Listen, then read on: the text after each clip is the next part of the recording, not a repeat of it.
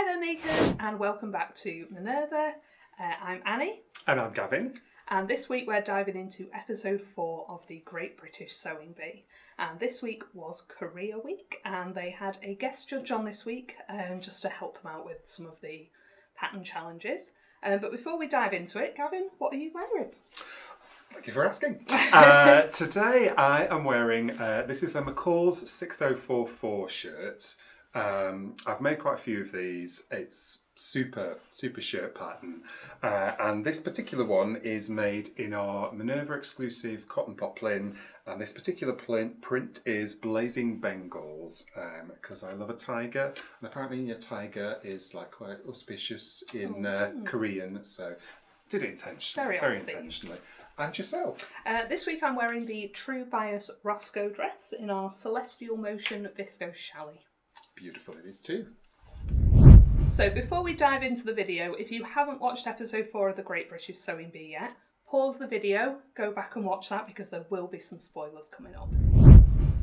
So this episode of Sewing Bee was the international episode. They do one every year these days, and I always think it's an interesting way to kind of dig into a different culture. Do you enjoy them? I really enjoy them. I think it introduces us to sort of new sewing techniques, different garments that we've just never really seen before.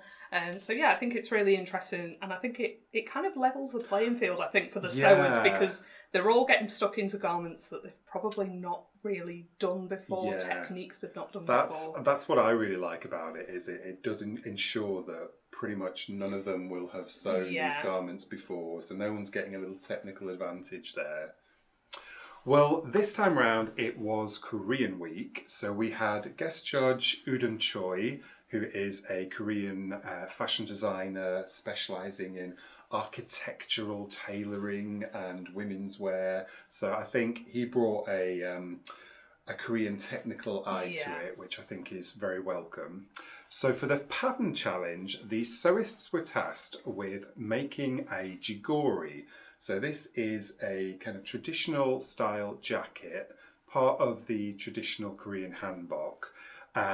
So it's a jacket with a crossover front that ties on the inside and on the outside with ties. It had a contrast kind of collar section to it. And what the judges were looking for was a lovely combination of fabrics, immaculate stitch in the ditch around that top collar, and perfect placement of those ties. And the sewists had a very harsh timeline of 3 hours and 15 minutes to achieve this. What did you think of this challenge? I think firstly the time limit was, I think we saw a lot, well, nearly all of them. I think they all really struggled. Yeah. They were all really down to the wire at the end, and there was a lot of them that didn't quite finish all their hemming.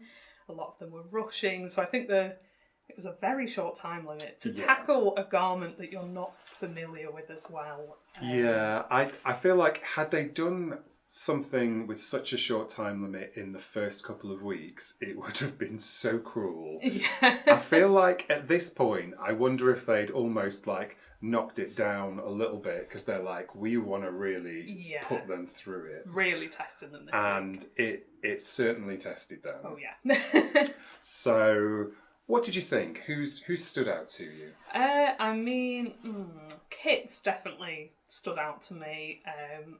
Their stitching was just really immaculate, lovely colours, choice of fabric. Their pressing, I think they actually mentioned that they quite like pressing, so this was the challenge for them. Yeah, I mean, Kit has proven, I think, even over these 4 weeks, that they can do a good pattern challenge. They seem so good at just picking up the instructions, running with it and getting it out, time management skills. And I loved the colour combination. Yeah, it was really lovely. I will say, one that I had high hopes for was Novello's. Because I really liked her fabric choices, that floral fabric with the green. But, this was not Novello's week. She definitely was one that struggled with that time constraints. Her tie position ended up slightly out, which kind of really threw off the design. And quite a few of them really struggled with that stitch in the ditch. I think stitch in the ditch is one of them that it seems like it should be quite a simple sewing technique, and then when you actually get down to doing it, if you're just a little bit wibbly wobbly, it's I think it's one of those techniques that it takes some practice to get good at it. And the last thing you want to be doing is attempting that kind of sink stitch technique under time constraints. It's definitely one where you've got to really just take your machine down a speed and just really take it slow. And is it something you've tackled much? I have a little bit. It's not one I've done loads, but when I have tackled it, I'm definitely, so slow. Really slow, in and out with the needle. It's definitely not one where you want to be trying to rush it through the machine. I confess, as someone who makes a lot of shirts, quite often the collar finishing and cuff finishing require stitch in the ditch, and if I can, I would literally prefer to hand stitch, slip stitch on the inside than have to do stitch in the ditch. I won't go that far because I absolutely hate hand sewing, but it's not one of my favourite techniques. It's one that I think I should practice more, but do I try and avoid it? Yes. Well, yes. So I think that's one of the things in these challenges, whether you are comfortable doing something or not, they will throw you right in at it, and they will pick every little hole in it. Dan's, for example, bless him, I think he definitely struggled with the time pressures. He very much admitted that collars are not his thing, and it was a little lumpy, a little bumpy. He had a little tuck in the back collar. I think all of that with more time, if you had time to unpick and redo things, they then didn't I'm have sure time to go back, and it was kind of, this challenge was anything that was a mistake was very much, there's nothing I can do about it. Yeah, there was no, I'll fix that later this time round. I really liked Gainer's, her kind of mix of colours. So she had that unusual kind of snake design fabric, really but then she only used that for kind of the contrast collar, which I thought was really nice. But again, I think she struggled with time, didn't quite get some of the hemming finished, had a little bit of a raw edge on her sink stitching, so they were just picking every little mistake out. I really liked Yasmin. She had that kind of like magenta and blush kind of, I think it was like a twill fabric. It was really nice. And it was just really lovely made. And I think it's the kind of jacket that works well in both a plain fabric and a printed fabric. And I think her colour combination was just really chic and really kind of just generally a lovely made jacket. I mean, I really liked Stuart's colour combination as well. I feel like this is like the third time at least this season we've seen a kind of black and gold kind of colour combos, but it works. It's a classic though, isn't it? I do think it looks quite stylish. A dark fabric maybe hides some of the imperfections a little bit better, but didn't hide that big tuck at the back of his collar. No. But other than that, I thought, did really good job. I must say, Aula's, the kind of brown and orange, wasn't my colour combo favourite. I'm not a brown fan. Yeah, I'm not I'm a little bit of brown occasionally, but it's not my favourite. But I think she had sewn it very neatly, and she'd done a good job of the sewing. And then Jess, I really liked the fabric she used. So it's that kind of pale blue with that kind of circular design on it. I thought that had quite a Asian inspiration that seemed to suit this. But again, I think she just struggled with time. She still had pins in at the end. She hadn't finished her hemming, she hadn't finished her sleeves.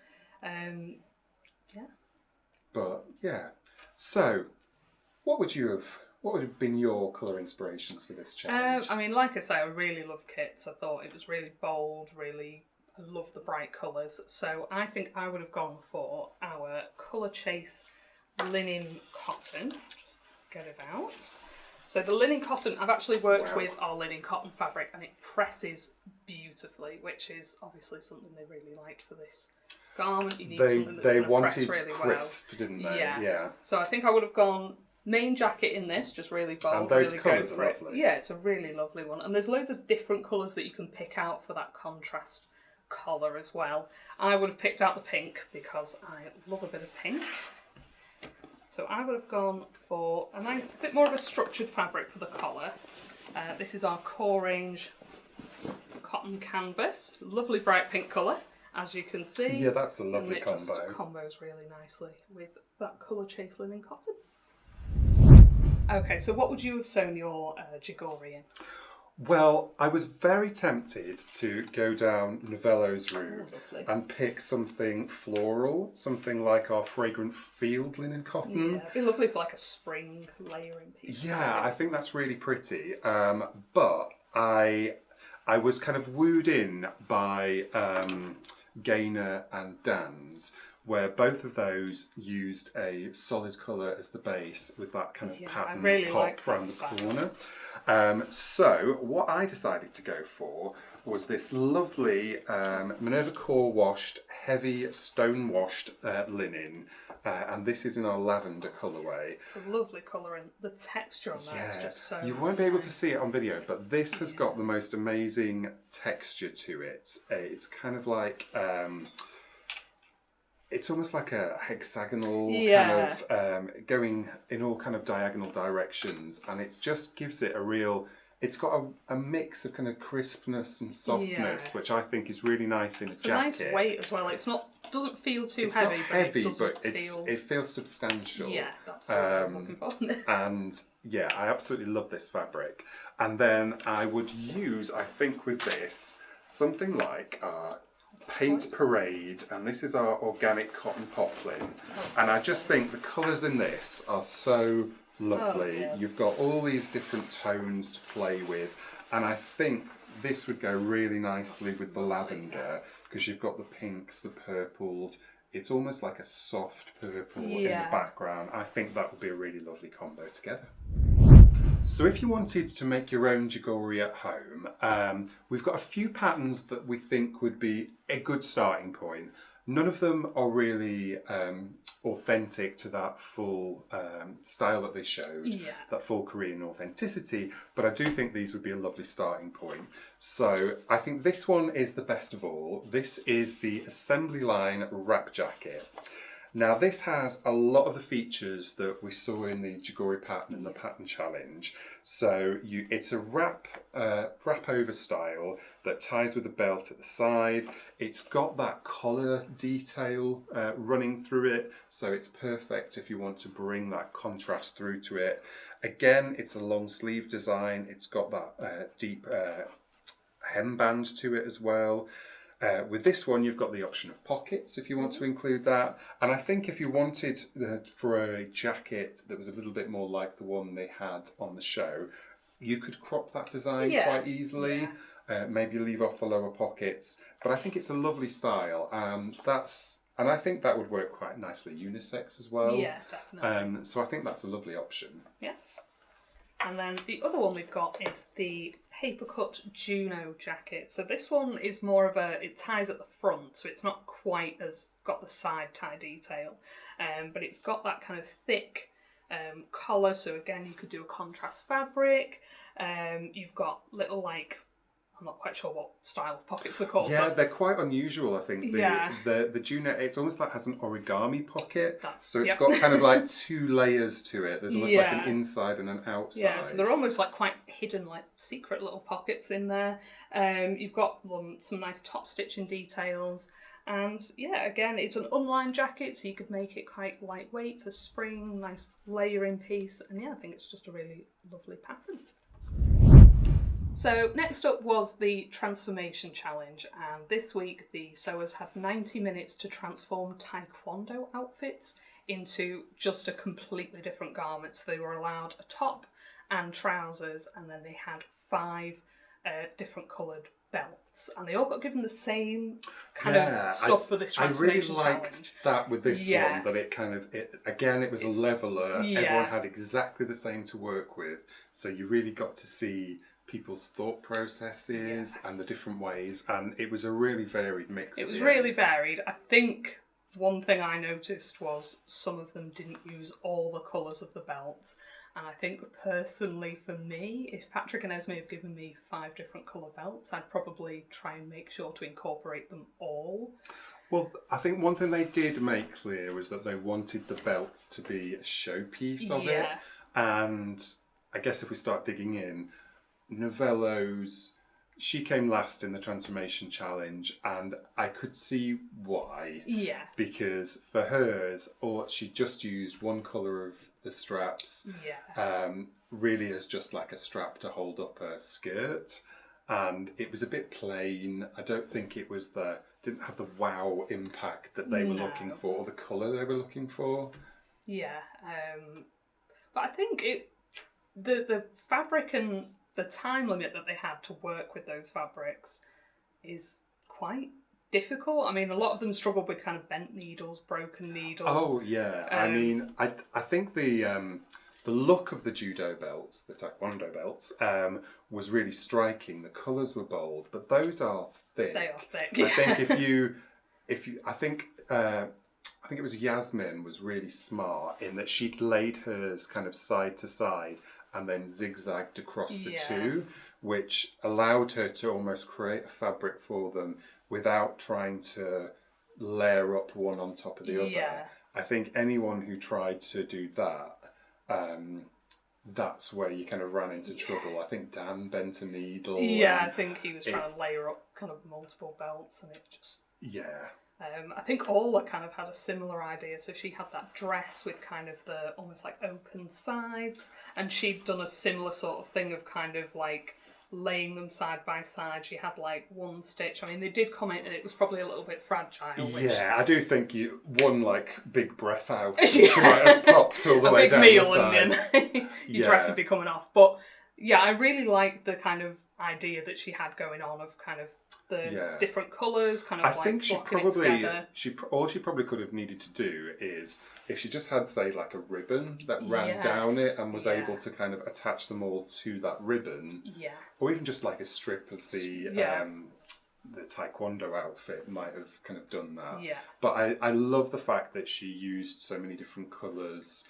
and brought that detail in. It was quite kind of like 60s style, like quite simple dress, but then it had this lovely colourful open sides. I like that a few of them took some inspiration from the 60s because it was giving almost that Mondrian vibes, the colour scheme. I think Stuart did a really good job of doing that kind of 60s shift dress, and he wove his belts in and out of the fabric, which I thought was a fun thing to do. Yeah, I thought it was really creative and kind of had a really interesting effect of sort of these little pops of colour throughout the dress, which I thought was really nice.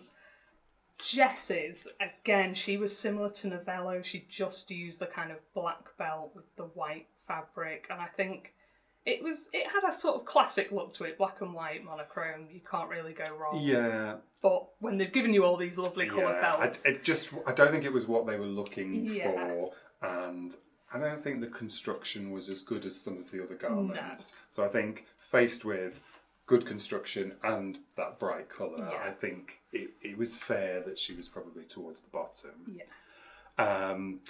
One that I thought it wasn't necessarily the best, but I thought it was a lot of fun, and that was Dan's K-pop outfit. Because he'd done this kind of cool, slightly crossover backless top. He had these trousers that were just held up by the straps. And then he even found time to do the little kind of K-pop applique as well. I think it really helped for him that he kind of had this vision of an outfit that he wanted to create. He almost like made his own brief of, I'm going to make a K-pop kind of stage outfit. You can kind of see, because Dan's someone who comes from making stage outfits and dancewear. And when he has that opportunity to kind of play with that, I think he does some really creative stuff. Yeah, it's really good to see what he can kind of come up with.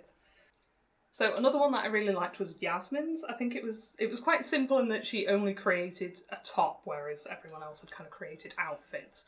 But I thought it was really neatly sewn, and she had this kind of like chevron effect on the front. I think it was simple in a way, but it was neatly sewn, and again, they've only got 90 minutes. Yeah, I kind of agree with you. She did less in some ways than others, but what she did was so immaculately done that I really respected that. And that chevron design looked really striking. She'd used the colours really well, I thought, and it was just so nicely sewn. Generally, I feel like Yasmin is that sewer who's just getting that little bit better and better every episode. So I'm really excited to see how... Yeah, I think she might be one to keep an eye on. She might be the dark horse this time round. I thought Gaynor had kind of gone for a slightly similar vibe, but then hadn't really executed it that well. So again, hers was kind of straps coming down from the neckline. But that was the one that Patrick said was dangerously exposing, which I'm pretty sure Gaynor was not going for that. No, I think if she kind of maybe sewn the straps together, maybe sort of zigzagged them side by side rather than them just sort of being... Draping a bit. I think they were too structured to be it's interesting that Gaynor had already recognised they're going to criticise me for it not being colour on the back as well, and they did. So they're all understanding how the competition works and how they're going to be critiqued now, I think. And then the top two, Kits and Kaz. Which of those was your favourite? I mean, I loved Kits. I thought it was a really sort of like striking shape. They'd really used the kind of structure of those belts to create this big sort of like, kind of almost like catwalk kind of thing. It had so much impact. Yeah, but I did also really like Kaz's kind of, she'd always gone for like a sort of apron style. She'd used all the different colours, and I thought that was really... I liked that. I think Kaz made really clever use of the straps. She had woven them into each other, but she'd also created like quite a solid, almost like tabard at the front and back. I could see the chip shop vibes a little bit, but it was also kind of like futuristic at the same time. Yeah, I think they kind of said it kind of had like sort of sci-fi movie outfit, and I could kind of see that when they mentioned it, that it did have this kind of... So, I mean, for me, I think I probably liked Kit's the most, but I did think Kaz's was also brilliant. Yeah, but I think Kit's a very worthy winner of the Transformation Challenge. So then the difficult question, put on the spot, what would you have attempted with this challenge? I mean, I say every week that I would panic on the Transformation Challenge. I think this one would have panicked me the most. I think I'd have probably gone for some kind of like dress type thing, using that white fabric as sort of the main body, and then just trying to do some weaving or just some kind of colour blocking thing with those belts. But I think I would definitely have struggled a lot with this one. How about you? Well, would I have struggled? Yes, almost certainly. The thing that came to mind actually for me, as soon as I saw what they had to work with, I don't know if you've seen this film, The Fifth Element, but Mila Jovovich has this outfit which is designed by Jean-Paul Gaultier in that, and it's kind of like straps across the body and kind of straps down, and I was like, I would have loved to have taken a few of those judo belts to create that kind of structure, and then kind of prop it up with the Tae Kwon Do whites to give a little bit more coverage. But definitely, I think, and probably constructing in a similar way to Yasmin did, where she zigzagged a few together to create a bit more of a fabric. Yeah. But using probably two to create that, that kind of Jean-Paul Gaultier look. Well, you've got a much better idea than I have. Thankfully, I would never actually have to do that. But that would be my plan. Very good. So for the final made-to-measure challenge, the sewists were tasked with taking their own twist on a traditional Korean cheollik.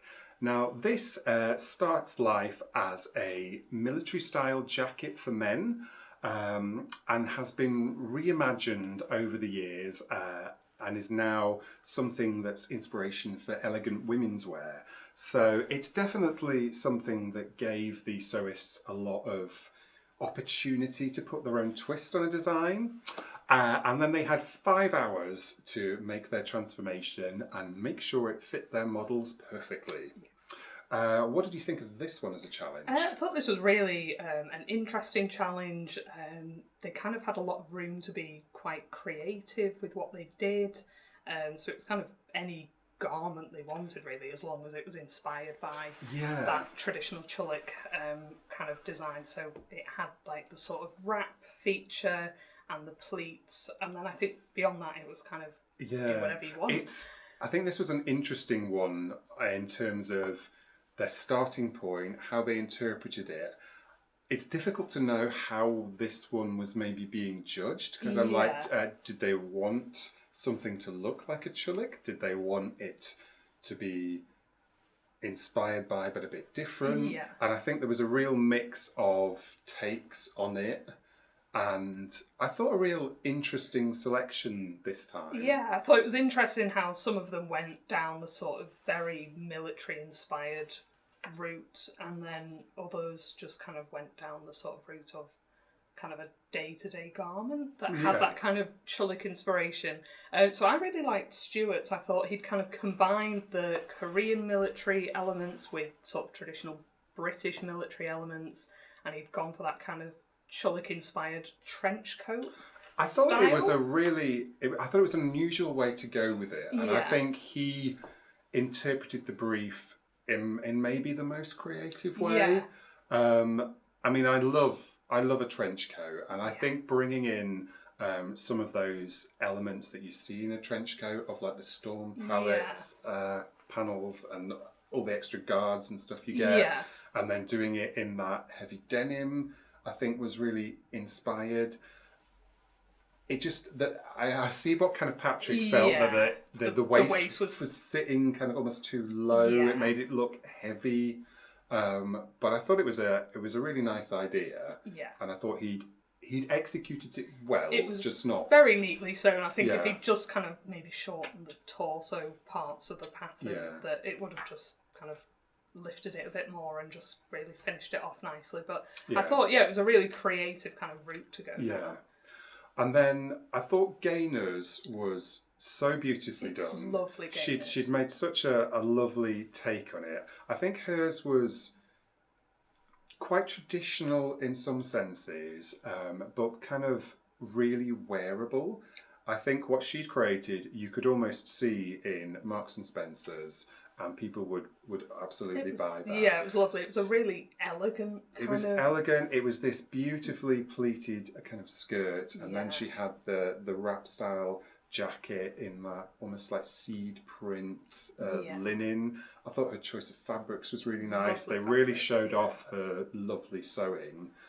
It certainly wasn't as creative or as adventurous as some, but I think if you wanted one garment from what everyone had made to literally sell in a shop, I think that one people would love it. It was lovely. I think she'd kind of incorporated her own style. I think one of the judges kind of picked up on that it was her kind of style, possibly something she'd even like to wear herself, which I think is always a good route to go down. I mean, it was not military, but at no point did they say that it had to be military. So I thought she did a really good job. I really liked Yasmin's, who had that kind of red and black with bits of white on it dress. She'd really, I think, again, the judges commented she'd really done her research on kind of Korean military dress, and she had those detachable sleeves. I thought that was such a smart thing to do. It was really creative, and because she could have just done like a long sleeve dress, but she just added in that little extra detail of the button-on sleeves. And I love that she talked about like how she comes from quite a strong military family herself, so I think she felt a connection to the military elements. And who doesn't want a dress that's suitable for archery? One that I thought took things in a kind of younger, fresher direction was definitely Orla's. So she did this lovely pair of pleated shorts and then a tie side jacket with that really cute floral applique element to it. Clearly, I think the guest judge really liked that she'd thought about that, thought about a younger market, and the colours just made it so joyful. Was lovely. It was really joyful, like you say, really summery. I like the co-ord kind of element. I mean, co-ords are really in again this year for summer. And yeah, like you say, I thought it was just modern, fresh. Similar to gainers in that I think it's something you could see being sold and being worn maybe by a younger audience. But yeah, I thought it was really lovely. And to top it all off, it was really lovely sewn as well. Yeah, I mean, she always nails the brief really well for the quality of the sewing. Yeah. I also quite liked Kaz's. I thought it was really fun, really bright, really bold. I have to admit, when she first kind of described it and I saw her fabrics and stuff, I thought, okay. Yeah, it didn't, her explanation didn't throw me as much as her Dorothy dress for Versace threw me. But it's particularly when she was saying, oh yeah, I was inspired by like Elvis's lace shirts. Yeah. And then you see this neon yellow. I'm like, what? But it was fab. She pulled it off. It was just really fun, really striking coming down the catwalk, the neon. She had these like pink buckles going on. The webbing with the kind of plastic belt buckles, I thought really made it and really pulled together, because there was like pinks and yellows and all sorts of colours going on in the camouflage, but she brought all that through in the other elements and it just looked kind of catwalk, but catwalk wearable. Yeah, it was a lot of fun. Yeah, it really was, and the lace kind of at the hem as well, so she'd kind of matched up the two. And where that kind of hit the model's legs just was like perfectly measured. And again, really lovely sewn, which is always good. Another one that I did really like was Kit's. Yes. Kit had self-drafted this jumpsuit version of a Cheollik. Yeah. The trouser element was fabulous. These kind of dramatic wide legs, pleats in this kind of really rich red fabric.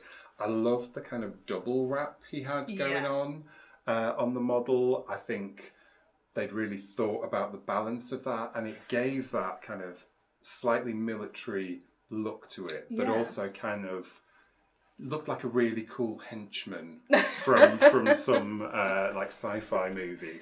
It was just such a shame that they'd made a mess of the collar was not quite lying right, but other than that, it was really striking. The colours were really bold, and it fitted the model really well as well, which was really lovely to see. Yeah. Now, that just leaves the ones that sit down the bottom for me. So let's talk about Dan. Dan, what were you thinking? So Dan started off with this mixture of green and red quilted upholstery fabrics. Yeah. And you could tell that was setting himself up for some hard work, because those were thick fabrics to work with. I think really, really challenging to get exactly what he wanted out of them. Yeah. I do think that he worked with them pretty well. It did kind of, and the final result, it looked quite neatly done. And I think it was kind of creative to start with. I thought when he first sort of revealed he was using these quilted fabrics, I thought, okay, it could look not very good, but it could look kind of really creative. I think Esme commented that it would probably hold kind of the shape. So which it did. It did hold the shape. You did get that so almost like bubble hem. You could kind of work with the structure of it and create something quite big and bold, but I think it just missed the mark in the end. And also those colours, you can't. It's almost impossible to use green and red velvet. Together and it not seem Christmassy. The model looked like she was wearing an elf's dressing gown. Yeah. There's no two ways about it. And she looked very warm, bless her. She looked, under those studio lights, she must have been roasting. Yeah. So, yeah, I can see why he was in the bottom for this one. Yeah. But, it did have its merits. It did. I think it's one of those kind of things of, you take a risk with fabrics or creativity, and sometimes it pays off and sometimes it just misses the mark and it doesn't really have the impact you were going for. And then I think when you look at Dan taking a risk, I feel like Jess played it a bit safe. She did. So Jess made a fairly standard Cheollik in that quite nice kind of very soft pink linen fabric with the check in it. But I feel like that check fabric showed up every tiny little error. So her pleats didn't quite follow the check as surely as they should. I think when you're using a check fabric with lines on as well to do pleating, you've got to make sure. I feel like you could see that the top bodice wasn't entirely on grain, and the checks were just like kind of moving across it slightly. I think it was a little bit oversized for me on the model. Yeah, I think she was going for the kind of loose-fitting, flowy, summery look, but I think if it would just... There's loose fitting and then there's not fitting. And I mean, I will say, I think this was probably quite a commercial option. I feel like perfectly sewn, I could see this selling in shops. I think similar to Gainer's, I could see it being very wearable. I think just the difference between hers and Gainer's was Gainer's was beautifully sewn and really neat, and this one was... The pleating wasn't quite there. Yeah. She nicked a little hole in it right at the end with her overlocker. I mean, we've all done that. With overlockers. I don't have an overlocker. If you've got an overlocker, you've done that. Yeah. And she did repair it, which, fair enough. But I feel like Jessie's, it wasn't ambitious enough, and then it wasn't accurately sewn enough. Yeah. And then that just leaves Novello's, which... I think she had some nice ideas there. Yeah. So she was using this jacquard curtain fabric, which would have given it like great structure, and it was certainly had impact in terms of the colour. But then she'd chosen this dragon print, almost canvas for the collar, canvas or calico which type I thing. think the guest judge said that looked a bit medieval, and I don't think for me, it didn't really match the rest of the outfit, and it really highlighted that it didn't sit well. No, I think the collar it just looked like it was in the wrong place almost. It didn't, it wasn't right. Yeah. It was almost like an unplanned ruffle. Yeah. And then obviously she kind of had to rip one of her sleeves off because it didn't fit. And you just know that's when Esme lifts the arm up. Oh, what's this? Yeah, you can't hide things from the judges. You can't hide things from the judges. No, not at all. So I think that it was a rough week for Novello. Yeah. In terms of who went home, do you feel like it was fair this time? I think it was fair. I think it was definitely... We saw a lot of the sewers struggle this week. That's true. So I think it is a tough week, the kind of international week, when you're dealing with patterns and styles that you've not tackled before. Yeah. But I think Novello just struggled with all of the challenges this week. So I think Dan was lucky that someone struggled more than he did, because this definitely wasn't Dan's week either. But I think Novello, throughout every challenge, was in the bottom. Yeah, it so just I think wasn't it was her week fair. this week.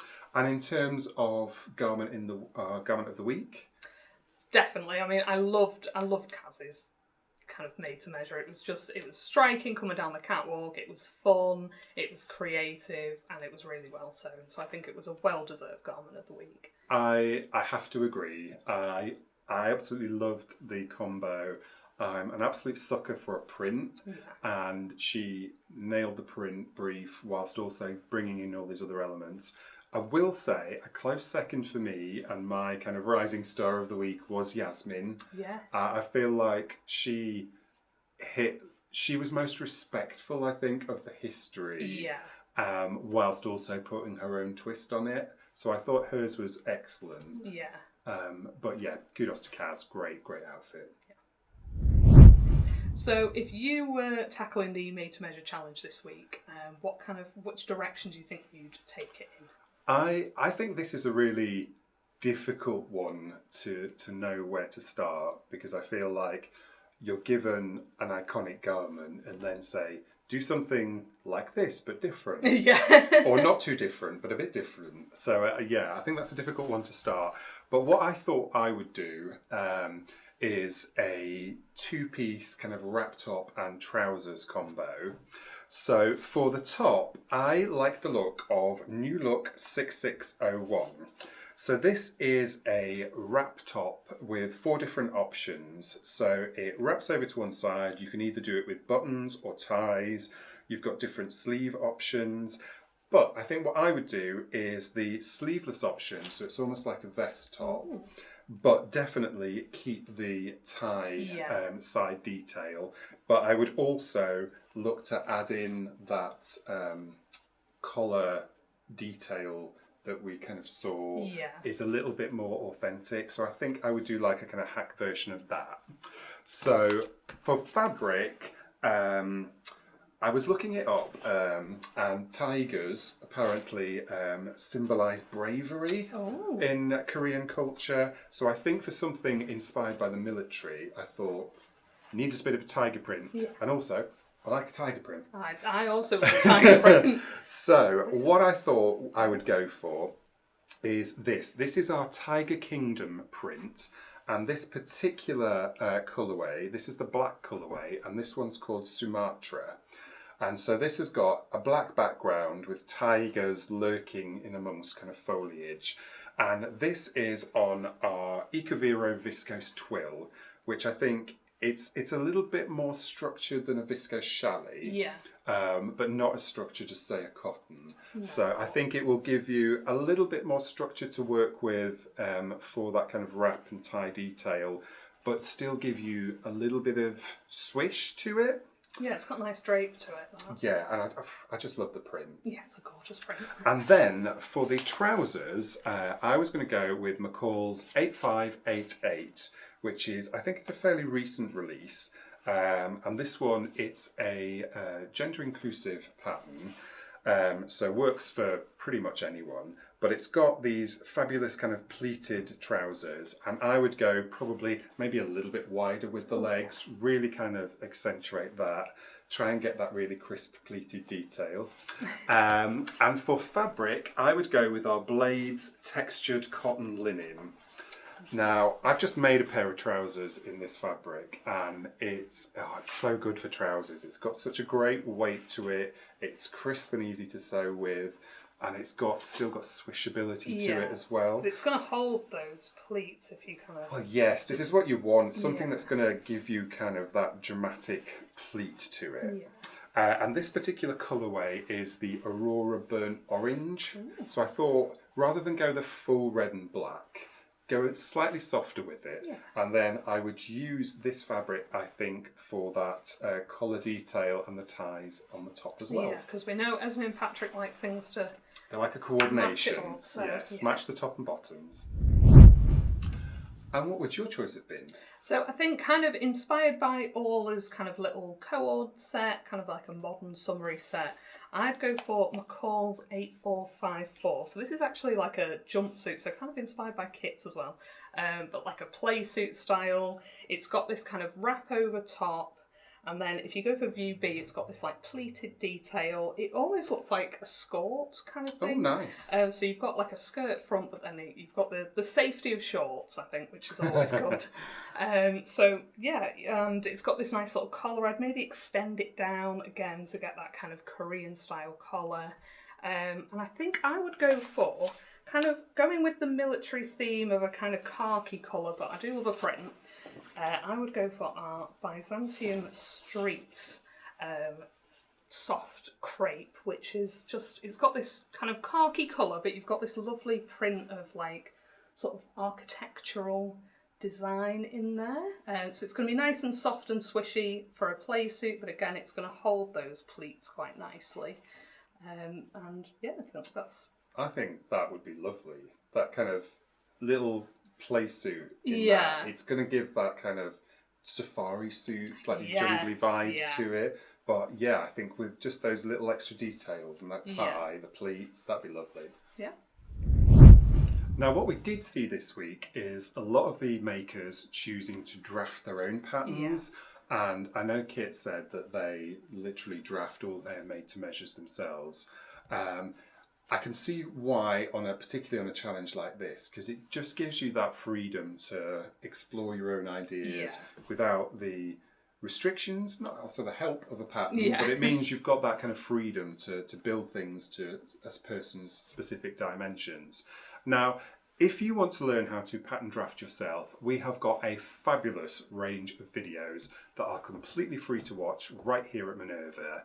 Now, Izzy guides you through absolutely everything you need to know about pattern drafting. So we start from the basics of how to take your own body measurements, and she'll work you through how to make a bodice pattern, a skirt pattern. She's moved on to doing jersey tops at the moment. And once you've got those details of your basic body block built from your own dimensions, she will then show you how to use those dimensions to make a whole range of different outfits.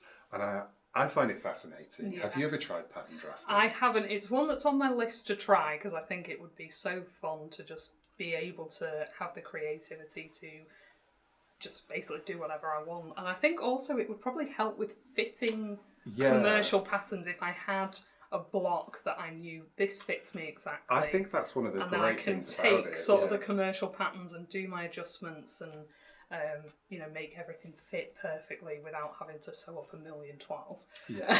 So yeah, I think it's definitely got, even if you're not ready to fully completely draft your own patterns from scratch, it's definitely going to help with fitting. Yeah, there's some really good information in those videos on just how to make all those common fit adjustments. And I think just understanding, if it's dragging here, then I need to do this, then I need to do that.